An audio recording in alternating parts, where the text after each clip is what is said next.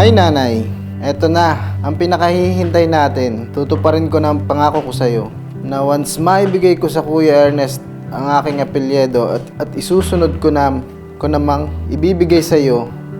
At eto na nga, nanay, finally, tulad ng lagi kong pinapadama sa iyo at sa mga anak natin, ay patuloy at higit ko pa kayong mamahalin at pahahalagan. Cheers to our long-lasting tampuhan at pagmamahalan. I love you so much, nanay, and to our 3 kiddos.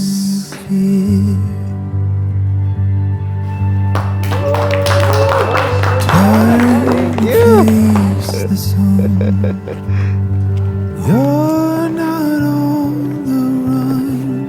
Deserve mo yung mga bagay na gusto mo dahil napakabait mong ama sa mga anak natin at mabuting asawa po. Love, nanay.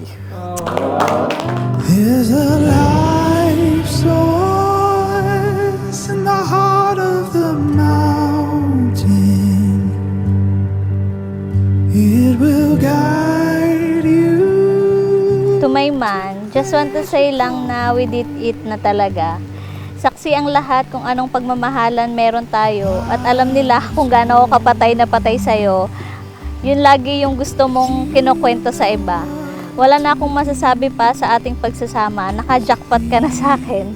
I love you, asawa. Everything you feel. There's a treasure in the wall of the graveside. There are few who make it a home. Sige. Pag-plastic na tayo, guys. I am giving this watch as a gift to show you and make you feel that this is the time to seal our everlasting love. Alam mo talaga ba English eh. Go your own way. Go your own way. And leave behind everything you fear.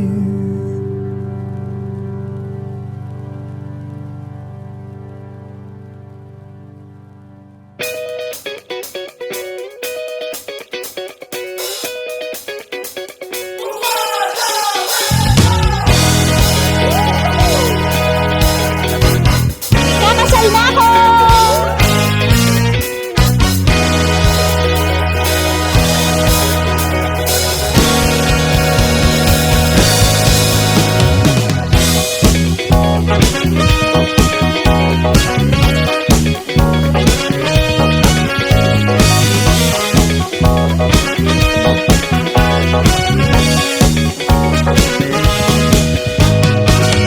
Nawawalan ako ng boses sa kakasigaw.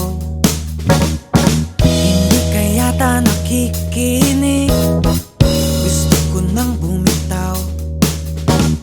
Pwede pa bang magtanong, hindi mo ba ako kilala? Hindi man lang lumingon, hindi mo ba ako nakikita? Namimiss ko na tingnan ang kumikinang na bituin. Namimiss ko na ang iyong tingin.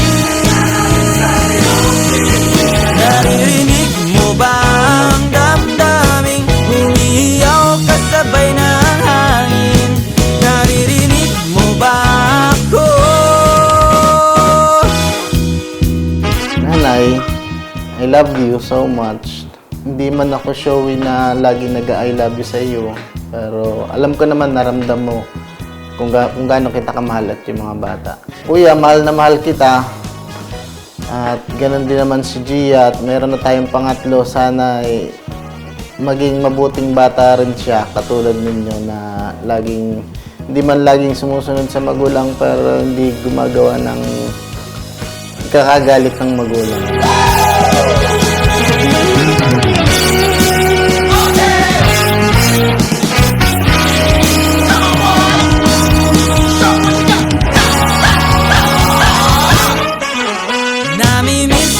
nagpapasalamat ako kasi lahat ginawa niya para lang matuloy ang kasal na to.